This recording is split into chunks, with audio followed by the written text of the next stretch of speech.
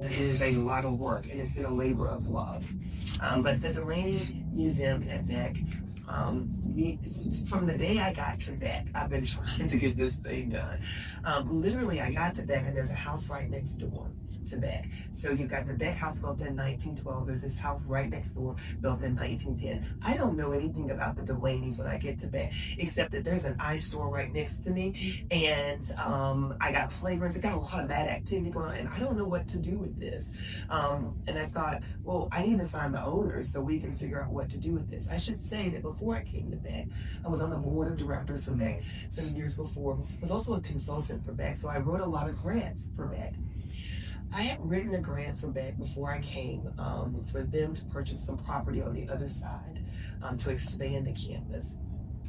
When I got there, that grant had never been used. It was capital money from the city of Knoxville, had never been used. So, and Beck had no money. I should mention, when I came to Beck, I was almost paying to work at Beck. And it's okay. It truly has been a labor of love. But I'm thankful for the beautiful asset that was left for me to take care of. So when I looked at this next door, I thought, what am I going to do with this? Because it's impeding what I can do, because we share a driveway.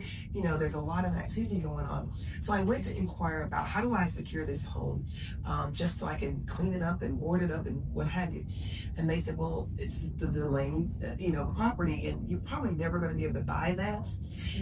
And they said, because it's not Buford Delaney, it's the Delaney family. So there's a Buford Delaney estate, which is the great world-renowned artist, and then there's the Delaney estate, which is the family. And the family's got 1 million heirs. So no one's going to be able to buy the house.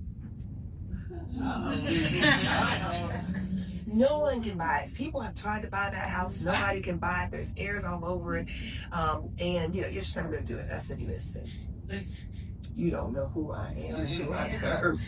They know. So I went on, found out, and then I thought, okay, but then I don't have any money. I found out I have this grant that I wrote for Beck some years before. The grant is going to expire in June of that year, June of 2015. I haven't even been at Beck a year yet. And I'm thinking, this money's gonna go away, and it wasn't very much. I'm gonna tell you the amount. I mean, it was kind of, because I can say it now because we've already bought it. It wasn't very much money, but I'd written a small grant because they were just gonna buy a piece of land on the other side of Beck. I went to the mayor, at that time it was Mayor O'Sharrow, and I said, listen, I wrote a grant for Beck to purchase some land on the other side, but we got an eyesore over here, and I really need to get this under control. Can I just use the funds over here to purchase this house instead of over here? There's no address on the funds. It just says adjacent property, but I wanted to be above board and say, I know when I wrote it, I intended for this. Can we just move it? And she said, yes, but, there's always that yes, but.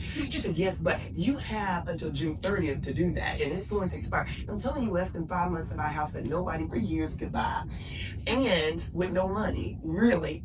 And so I went in and told them, listen, I have no money. I said, I got 5 months to get this done. Here's how much I can give you. I'm gonna need to save about $3,000 of this to pay the closing costs, and then I'm gonna need to board it up, so I need another $150. So when it's all done, here's how much I can give you. About $27,000 is all I got for it.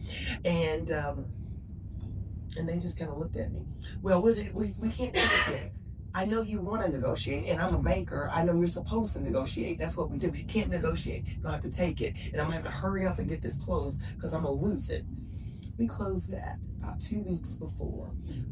And we bought it. I had no idea what to do, but some wonderful men from the Episcopalian Church came, helped clean the house out, some broom sweep it, and then boarded it up till we could figure out what to do. And then I discovered what we had. We have the last remaining, I don't know all of this before.